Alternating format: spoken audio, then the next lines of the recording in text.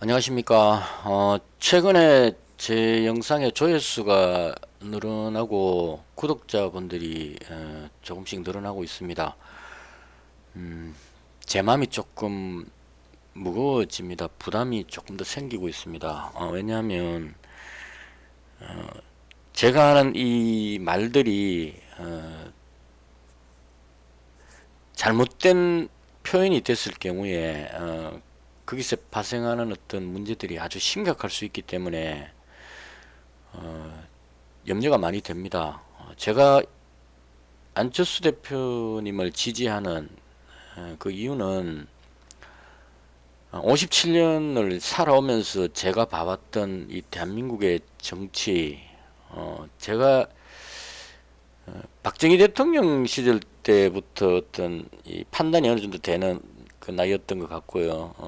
과거를 되짚어 보면 가장 인상적이었던 게 유경수였었고, 유경수여서 돌아가셨을 때 문세광이한테 그 총 맞아 갖고 돌아가셨죠. 그때 저희 동네에서 아주 가깝게 지내시던 그 양수희 할머니라고 그 이웃에 계셨어요. 그 할머니가 맨발로 거기서 저희 집까지 뛰어와서 마당에 퍼석 주저앉아서 대성통곡을 하시는 거예요. 많이 슬펐습니다. 그때 마치 어머니를 잃은 그런 느낌이었어요. 이 부분이 대한민국 국민들이 바라는 대통령, 영부인의 상이 아니었나 싶습니다. 그리고 박정희 정부의 어떤 표현들은 그런 것들은 뭐 정치적 관점에서 경제 성장은 잘했다. 그다음 뭐 독재 정권의 어떤 문제점 이런 것들은 역사가 판단할 부분이고 그건 그 역사에 맡겨야 되는 부분이라고 봅니다. 그리고 제가 기억에 남았던 것은 김대중 대통령이 당선되셨을 때 IMF 터지고 나서 위기 상황에서 그분을 이제 그때 정권이 이제 바뀐 것은 IMF라는 특수한 상황이 발생하고 나서 대다수의 국민들이 김대중 전 대통령님을 지지했던 것 같습니다. 그리고 나서 제가 조금 이해되지 않은 부분이 거기서부터 좀 발생이 됐어요. 김대중 대통령께서 노벨 평화상 받으셨을 때, 그 제가 크면서 항상 그 얘기 했었거든요. 대한민국에서 노벨상 한번 받아보는 것이 그 소원이라고 이야기했었어요. 누구든지 그 노벨상을 받는 사람한테 엄청난 상금까지 걸려 있었고 대한민국의 국격을 높일 수 있는 그런 그라고 생각하고 있었습니다. 김대중 대통령께서 노벨상을 받았는데 그 당시 야당, 그럼 지금의 국민의힘 쪽이죠. 반대쪽에 있는 사람들이 국회의원들이 그 외국으로 막 찾아가가지고 노벨상 주면 안 된다고 막 시위를 하는 거예요. 이거 좀 웃기지 않습니까? 저쪽 그 외국의 사람들이 봤을 때 그 나라의 대통령한테 노벨상 줬는데 잔치를 해도 시원찮을 판에 그거 주면 안 된다고 막 가서 시위를 하는 게 제가 이해가 안 됐습니다. 그리고 나서 이건 제 개인적인 주관적인 생각입니다. 노무현 대통령께서 대통령 되셨을 때 참 인간적인 대통령이었어요. 인간 노무현을 좋아했습니다. 그 있죠 왜 기타 치면서 눈물 그 뭐야 그 있었는데 근데 경제가 문제였어요. 부동산 가격이 폭등하고 막 이렇게 해서 반대쪽에 반발이 심했습니다. 그리고 정권이 바뀌고 나서 이명박 정부로 바뀌었습니다. 여기서 조금 제가 이해가 안 됐던 것은 정권이 바뀌고 나서 노무현 대통령께서 그 봉화마을로 가셔가지고 밀짚 모자를 쓰고 손녀를 뒤에 태우고 자전거를 타고 농길을 달리는 모습이 참 아름다웠습니다. 임기가 끝난 대통령이 보여줄 수 있는 가장 아름다운 모습을 보여줬습니다. 이명박 대통령이 그러고 싶진 않았겠지만 그 분노하는 그 정치인들이 빌어먹을 정치인들이 그 통치 시절에 있었던 꼬투리들 하나하나 잡아서 조사를 하기 시작했습니다. 그게 그렇게 중요하지 않았거든요. 과거에 그쪽 당 사람들이 사과 상자에 몇 천억씩 왔다 갔다 하는 시절도 있었습니다. 근데 그 사람들이 몇 억짜리 뭐가 문제니 해서 법적으로 걸고 넘어지는 거예요. 멈췄으면 싶었는데 그렇게 계속 하다가 아주 불미스러운 일이 생겼습니다. 여기서 저는 분노의 정치가 시작됐다고 봅니다.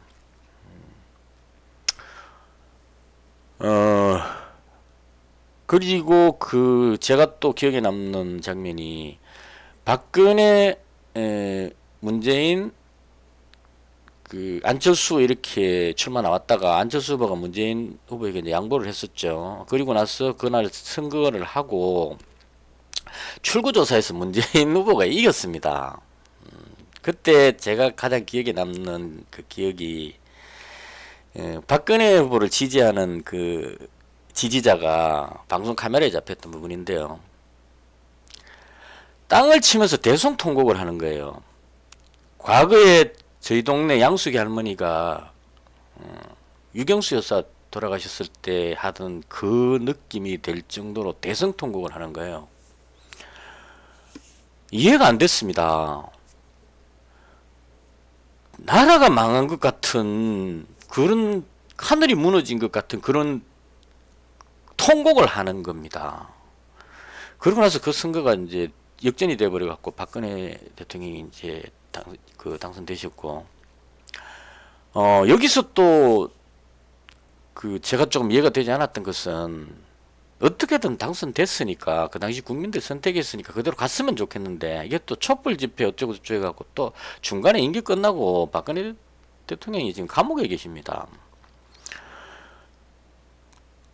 이게 지금 어느 쪽이 잘했다 잘못했다는 말씀드리는 게 아니에요. 저는 중간 관점이기 때문에 왜 노무현 대통령의 그 마지막이 들판에서 자전거를 타고 손녀를 태우고 가는 그게 왜 안 됐냐는 겁니다. 왜 박근혜 대통령, 이명박 대통령이 감옥에 있느냐는 얘기예요. 이거 계속 지금 연장선상에서 또 가고 있습니다. 이걸 멈추고 싶은 겁니다. 제가 바라는 것은 이걸 진정시키고 가라앉히고 분노를 가라앉히고 모든 국민이 화합할 수 있도록 하려면 누구를 뽑아야 되겠냐 이 관점으로 보는 겁니다. 저는 안철수 대표님하고 일면식도 없고 직접 대면도 없고 그쪽 관계되는 사람 그 누구와도 만난 적조차도 없습니다. 그냥 뉴스에 나오는 방송에 나오는 모습들을 보는 게 다입니다. 그런데도 지지하는 것은 이 분노의 정치를 멈추기 위해서는 이쪽도 아니고 저쪽도 아니고 안철수 대표님만이 그렇게 할 수 있다 이런 얘기입니다. 이제 멈춰야 됩니다. 전 세계적으로 유명한 대사죠. 제발 그만해. 이러다가 다 죽어. 그래서 제 생각을 한번 말씀드려 보겠습니다. 2017년 대선 때 안철수 대표께서 3대 예언을 했습니다. 문재인 후보가 당선되면 생길 세 가지 일. 문재인 후보가 당선되면 세 가지 일이 생길 겁니다. 이렇게 하셨어요. 선거 유세장에서. 첫 번째가 국민들이 반으로 나뉘어서 분열되고 사생결단하면서 5년 내내 싸울 겁니다. 100% 정확합니다. 사생결단하면서 5년 내내 싸우죠 지금. 개파 세력이 정권 잡으면 다른 사람 안하고 무능하지만 지 편밖에 안 쓴다. 이 왜 유능한 인재들 많은 사람을 이쪽 저쪽 두루 등용 못하느냐는 얘기입니다. 그러니까 제대로 안 되지. 옛날 사고방식 가진 사람들이 국정 운영하면 가장 뒤처진다는 얘기입니다. 4차 산업으로 중국이 뛰어가는 게 날아가고 있고 미국이 긴장해서 쫓아가고 날아가고 있습니다. 뒤처지고 있다는 얘기입니다. 지금 바꾸지 않으면. 자, 여기서 계속 이어집니다. 이 3대 예언은 제가 봤을 때 100% 정확했어요. 특히나 이 부분. 이렇게 정황할 수가 없습니다. 뭔가 뭐 신기가 쉬어가지고 어떤 그런 신적인 능력으로 그 영험함으로 예언한 게 아닙니다. 안철수 대표님이 살아온 삶의 어떤 많은 책들을 읽고 하고, 그리고 문재인 대통령과 그 여러 가지 과정을 겪으면서 그 문재인 후보를 지지하는 사람들의 특성을 다 판단했을 때, 합리적인 사고로 판단했을 때 이렇게 될 거라고 예상했는데 맞다는 얘기입니다. 일반 국민들이 그 당시 때 그냥 문재인 만세하고 찍어서 준 결과가 지금 현재 나오고 있다는 얘기입니다. 국민들이 반으로 나눠서 싸우는 이 부분을 해결 못한 것은 가장 치명적인 부분입니다. 저는 문재인 대통령께서 하신 것 중에 그 인간적인 부분, 이런 부분들에서 좋아하는 부분들 많습니다. 그런데 제가 문재인 대통령에게 가장 아쉽고 마음에 안 드는 부분은 왜 이 싸움을 못 말리고 더 심하게 만들었냐 하는 겁니다. 자, 그리고 2020년 5월에 올겨울에 코로나 대유행 우려가 있다는 이야기를 했는데 진짜 있었습니다. 뭐 3차 팬데믹 같은 게 있었어요. 그리고 백신은 빠르면 원래 말쯤 나올 거다 했는데 백신이 나왔습니다. 정부에 있는 사람들이 그 당시에 그 누구죠? 그 뭐시기 그 기모란 씨인가?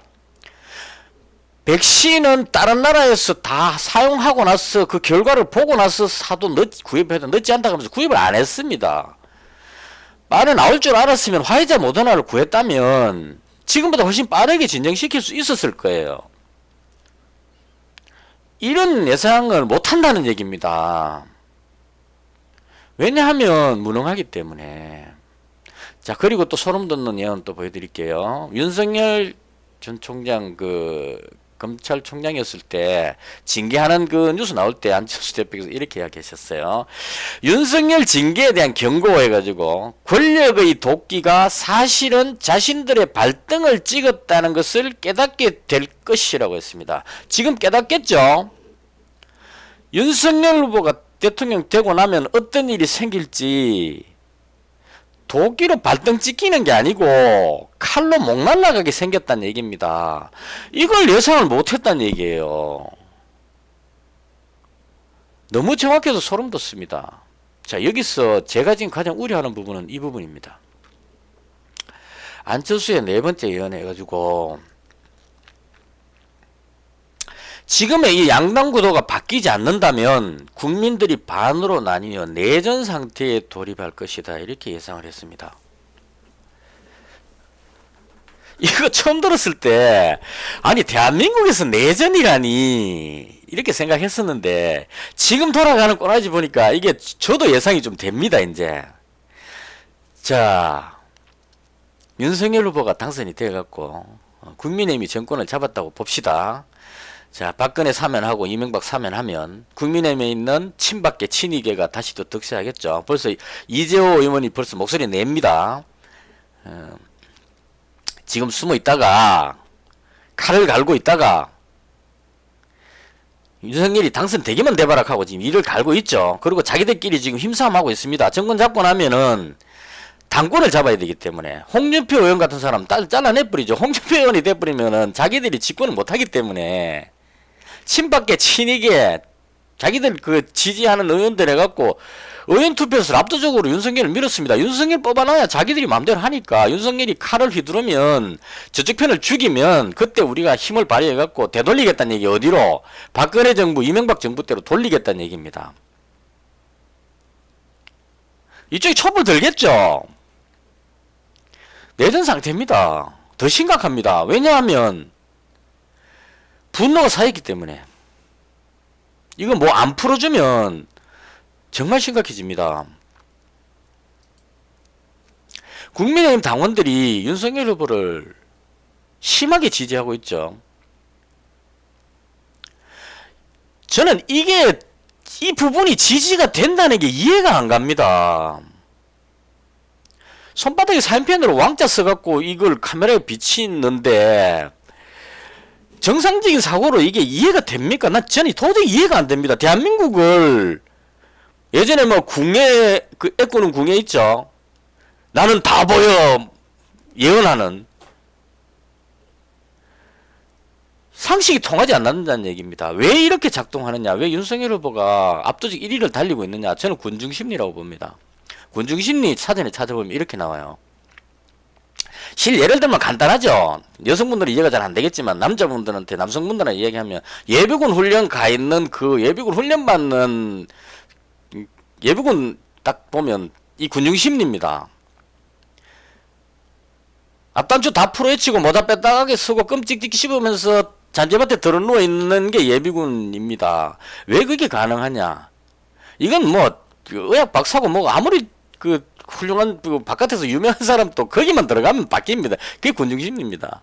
자제력을 잃고 쉽사리 흥분하거나 다른 사람의 운동에 따라 움직이는 일시적이고 특수한 심리 상태. 이게 작동하는 것 같습니다. 그래서 왕자에 광분하는 겁니다. 이 왕자가 망나니 칼을 휘두를 수 있다는 것을 생각을 못 한다는 거예요. 군중심리 때문에. 이 군중심리는 선거가 끝나고 나면 깨어납니다. 예비군 훈련 끝나고 교장을 벗어나서 밖으로 나오는 순간에 이건 내가 왜 이러지 하고 정상이 돌아온다는 얘기예요. 정상심리가. 지금은 제가 이런 말 하더라도 제 말이 안 들릴 겁니다. 국민들이 깨어나야 됩니다. 위기에 빠진 대한민국을 구해야 됩니다. 이대로 계속하면 윤석열로 가든 이재명으로 가든 이 나라는 이 분열이 풀리지가 않습니다. 분노가 너무 쌓여가지고. 박근혜 문재인 선거 때 한쪽 편이 이겼다니까 반대쪽 지지자가 유경수 여사 돌아가셔갖고 맨발로 뛰어와서 땅바닥에 털썩 주저앉아서 대선 통과하시던 우리 동네 할매하고 똑같은 모습을 보이고 있다는 얘기예요. 지금 우리나라가 정치는 개판이지만 잘 나가는 분야가 있습니다. K-팝, K-푸드, K-드라마, K-무비. K 붙으면 다 성공하고 있습니다. 오징어 게임 난리 났었죠.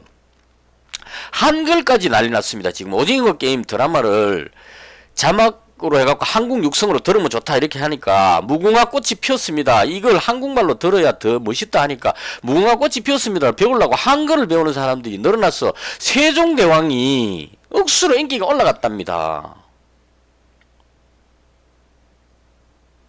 그래서 이런 대한민국에 발전하고 있는 이 젊은 세대들이 주도하고 있는 K문화, 이 부분을 발전시키려면 정치가 발목 잡는 일은 없어야 됩니다. 정치가 변해야 됩니다. 어떻게? 공정하게 변해야 됩니다.